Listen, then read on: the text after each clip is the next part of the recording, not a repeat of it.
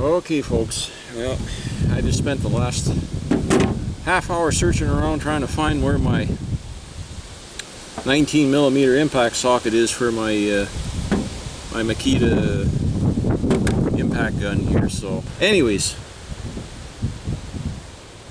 think I could find this thing? Look, and I left it in a vehicle in the glove box for safekeeping, so it wouldn't get lost. And well, it wasn't lost; it was just misplaced. But you do this sometimes, you take it along with you or whatever, because you get a flat tire or something, you don't have the proper wrench in the vehicle with you, then you're really in a pickle. So anyways, I found it, so continue on with this. I always just spin them off. If you've got any kind of compression in a saw, it's the best way, whatchamacallit. But with these little impacts now, they're pretty, well, they're pretty effective at, if a saw has got any kind of compression or is all together, if you got the spark plug in, I can usually whip them off, no problem.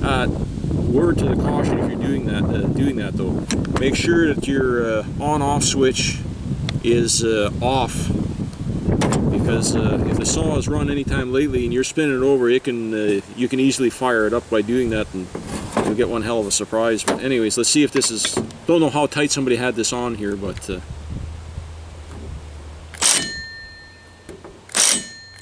There we go, see, just like that. So,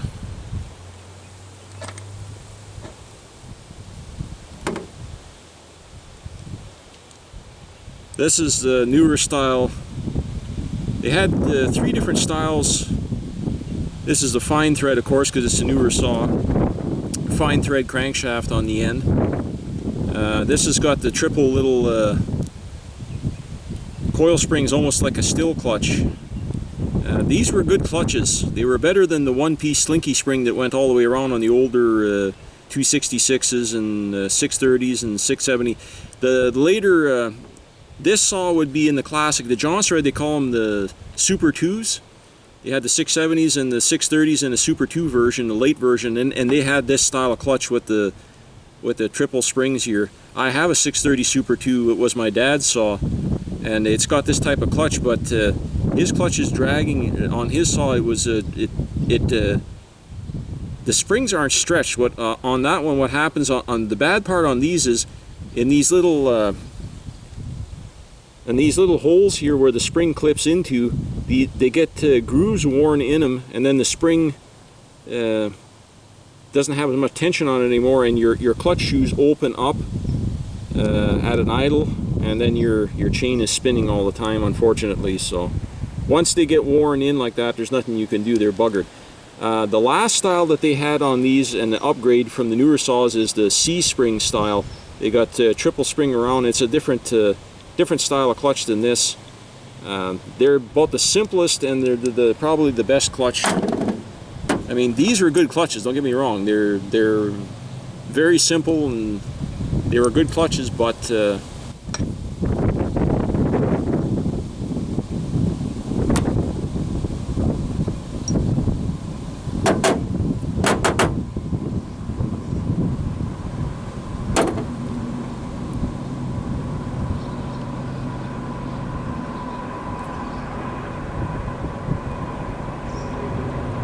just checking everything over here.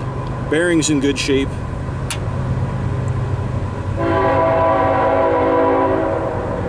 Don't mind the train going by.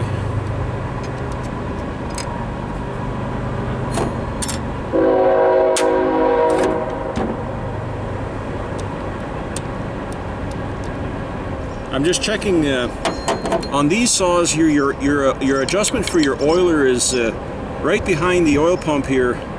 There's a plastic adjuster screws, 3 notches. They got low, medium, and high.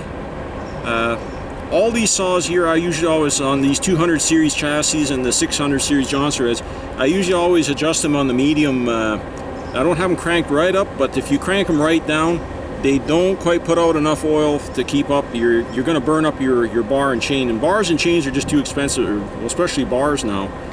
So it's best just to, I used to always set them or run them at on the medium setting.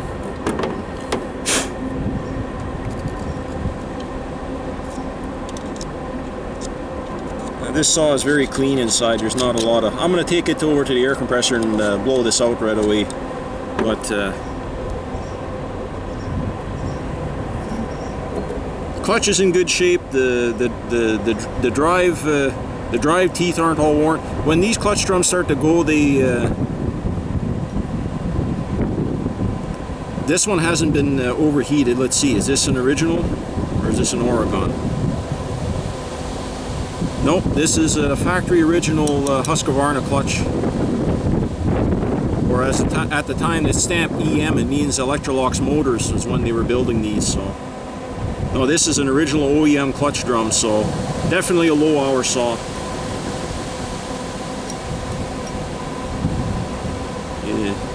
The drive teeth on here are barely show any signs of wear, so this saw is very low hour. This was another weak point in these saws, was these plastic oil driver gears. They would go in this way and they got the little notches in them here, and this is what engages into your clutch drum. The clutch drum has I don't know if you guys can see, it's got notches on these series of saws. They had notches cut in the end, and that's what engaged in this like so. See, I don't know if you can see that or not. These notches in the plastic gear is what engages in here, and this is what when your clutch spools up, this is what is driving your your oil pump.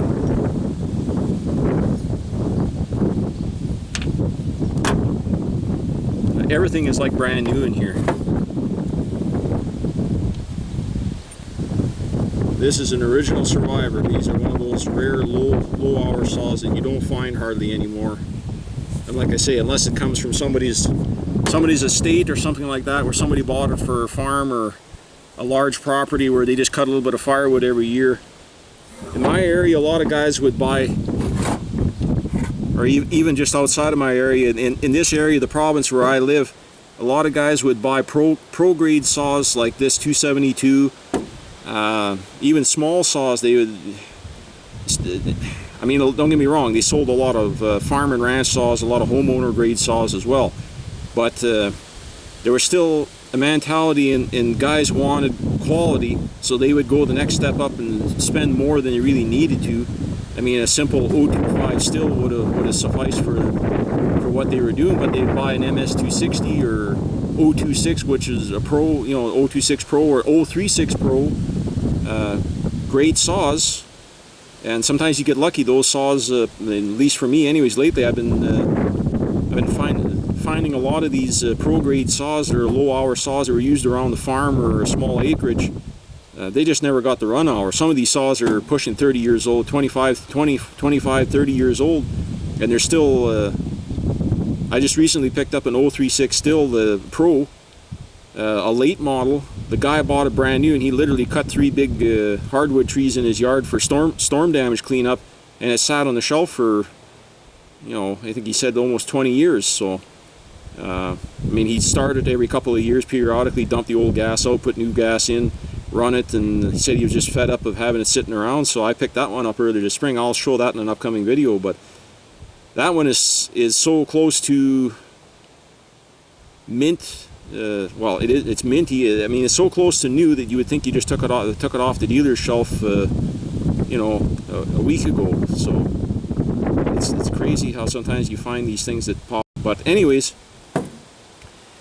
another little thing here on these saws, guys, if you take the clutches and stuff off, and make sure that you have this little backing washer that goes right up against your seal is right here on the crankshaft here.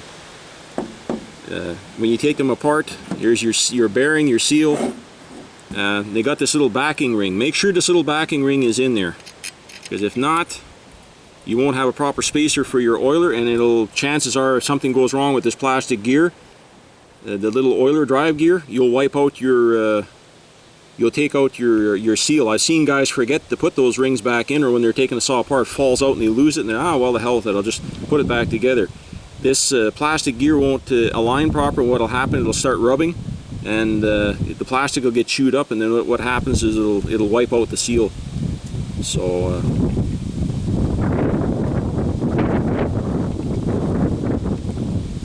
it serves as a spacer and a protective backing for the plastic oiler.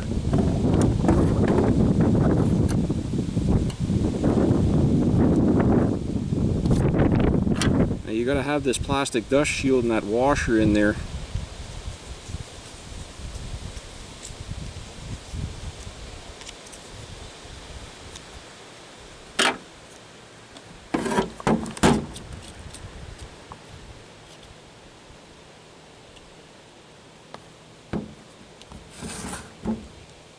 The sprocket is coming to the end of its life here. You can see it's wore in here. They've run a few chains on this saw, obviously, in its lifetime.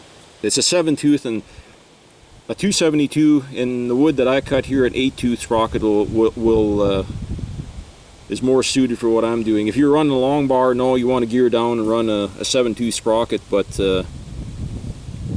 I've got some 8-tooth sprockets kicking around here. I think I'm gonna go find one, and I got some brand new ones here. We'll put this saw, definitely deserves it, so I'm gonna go find an 8-tooth sprocket to replace that 7-tooth with. And when you have them apart, guys, take a little bit of grease and work it into these needle cage bearings before you put them back together. I'm gonna pause you and get all this squared away, and I'll bring you back when we start putting this back together. But I got to go find a sprocket, go find one of my sprockets there, and I'll be right back with you here. Okay, folks, went and found a nice shiny new, well, not shiny, but brand new Oregon 3/8 8-tooth. Now, just as a comparison, here's your 8-tooth, and here's your 7-tooth. So there is quite a size difference. You're gearing up. The camera doesn't do it justice, but to the real life eye, you can see there's over an eighth, probably almost a quarter-inch size difference overall, your outer circumference. So whenever you get something bigger being driven like this or whatever, you're putting a lot more speed on the chain, which is fine because I'm cutting, like I say, in a lot of medium, smaller wood here. So I've always had a tendency, my dad did it, and I do it, and my brother does it. We all, a lot of guys that also friends that cut in the bush and whatever in this area, if we're cutting smaller wood, everybody always geared their saws up from 7-tooth to 8-tooth sprocket, just especially if you got a smaller saw and you're limbing, you want to get as much chain speed as you can. If you got a really sharp chain and you know how to feed your, you don't have to lean on it. It's way easier on the saw doing it that way. You're not burning up your saw. So a dull chain and a small sprocket where the saw is just singing away and singing away, you get them hot in a hurry, and you're going to end up in trouble. So sharp chain, you don't want them always bogging and loaded down over whatchamacallit, getting stupid either. But if you have any experience running saws, you know you can keep them singing and have a sharp chain, run a bigger sprocket, and you make a lot of sawdust fly. But anyways, okay, I'm gonna get back into just the service procedure here, how you go about this on these saws. Crank bearing, your seal, your spacer washer, your plastic oiler drive gear, of course your oiler driven gear. Then you've got this dust protector, this stainless steel or hardened steel, machine steel washer, very thin, paper thin. But this goes over here as this keeps the crud out of the saw body. There's a groove here in the oiler body. These had these goofy side pocket here that held your seal and your oiler mechanism here, and these are notorious to leak. They've got an in behind here, they have an O-ring all the way around here. I'm not going to get into the full explanation of it. There's a lot of other guys on YouTube that give a good that work on these saws, or this chassis series of saws. Lots of guys like Tin Man Saws and stuff. Go check him out. He's done a lot of very detailed hands-on explanation of how these oilers work and how to seal them up and change the O-ring in behind here and stuff if you get an air leak. But this saw is running steady now that I got it, finally got it loosened up after, like I say, sitting for so long. It restarts on one pull, starts cold on usually four pulls, sometimes 5, and it idles good. And like I say, even if you're working it, I've run it a few times and shut it off, and once it heat soaks for a couple of minutes, you can fire it right back off at one pull. So that's a pretty good saw if it does that. So anyways, you put this thin washer in here, then you use this plastic over dust seal that goes in here. It's got notches all the way around it that corresponds to it locks into your drive teeth here for the sprocket. So of course you have you lay your dust shield in here. Actually, the best thing to do with these dust shields, these plastic dust shield, is to set them over on your put your clutch, have your clutch drum, your sprocket, and then put your pre-install your dust shield over the drive splines, and then take the whole assembly. And once you have your bearing on here, I greased it up. I use red tack grease, or red grease, synthetic tacky grease, which I prefer. I mean, any grease is better than no grease, but I mean, that's just what I use. You can use whatever. And then take the whole assembly here and set it down on here. Actually, we'll tip the saw back up right now. I'll set you guys back over here. You got to make sure that your clutch drum is engaged into that little plastic oiler gear. Don't force it in there, because you'll buckle the over. This is being a shit now because I want to do it on camera. Normally this all goes together no problem, but sure your bearings in there. Okay, you know what? I'm just gonna have to tip this back up and do this stage by stage here.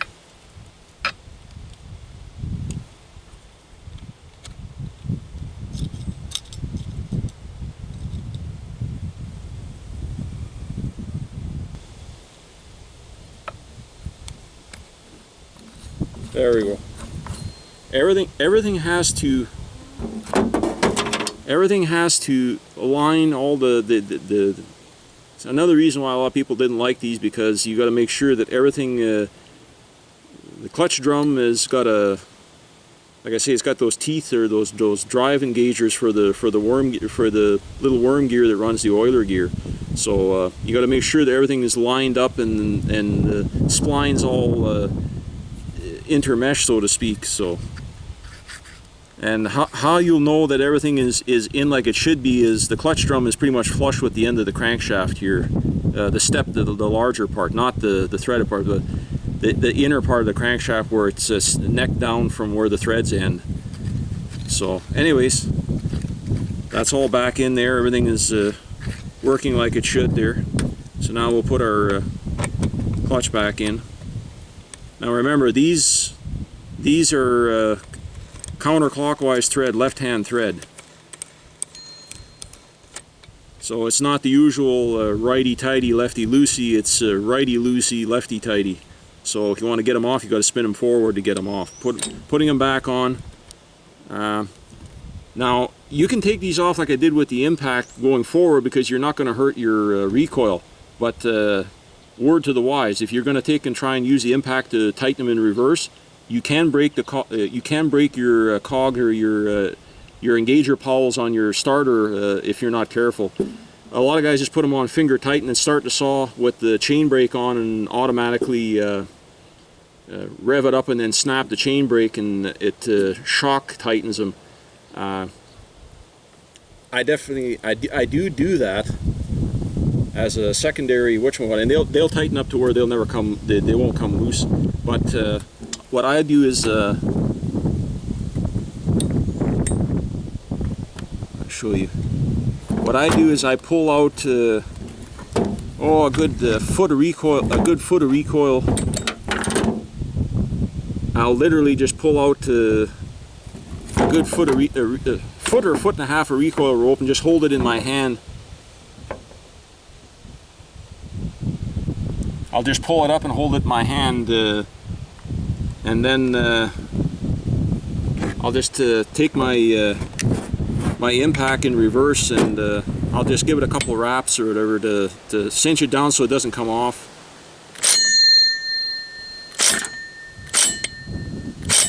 There we go.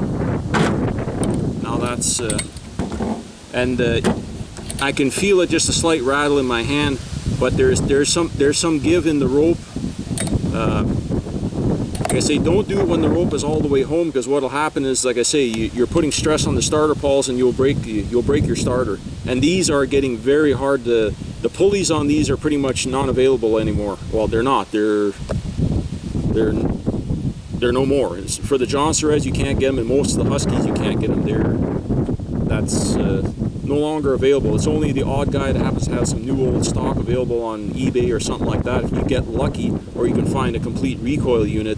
But a little bit of common sense will save you spending a bunch of money. So, and the possibility of not finding anything for who knows how many months. It might take 6 months or a year before you can find a replacement.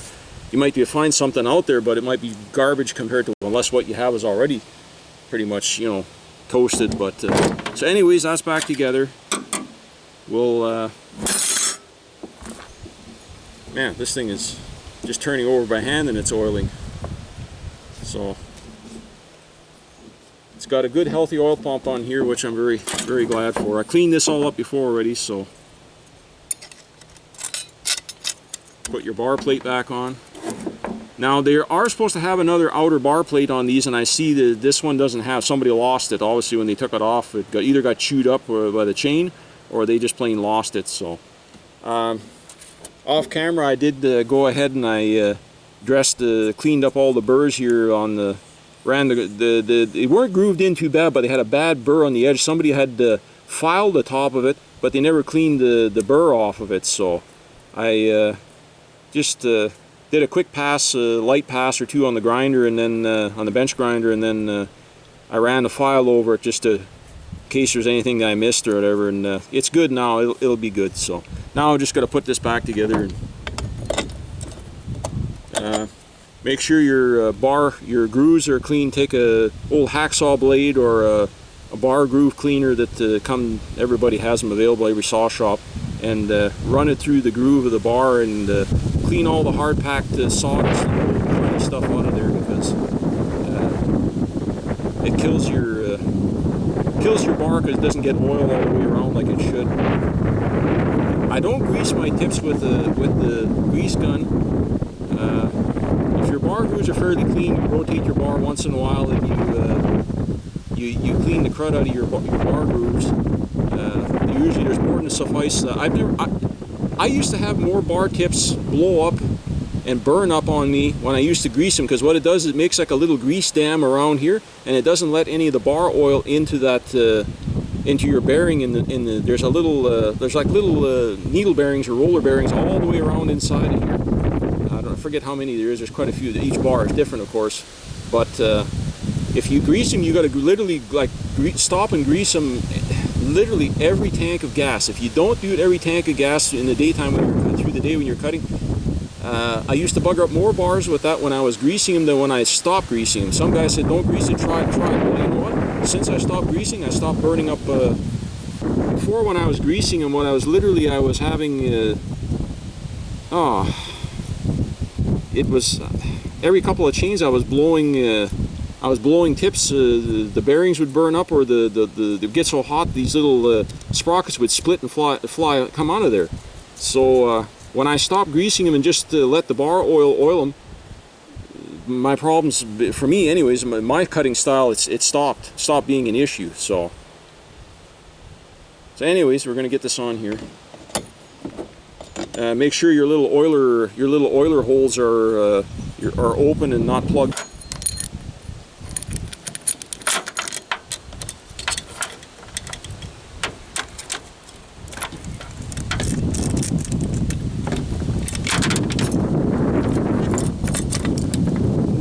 There we go.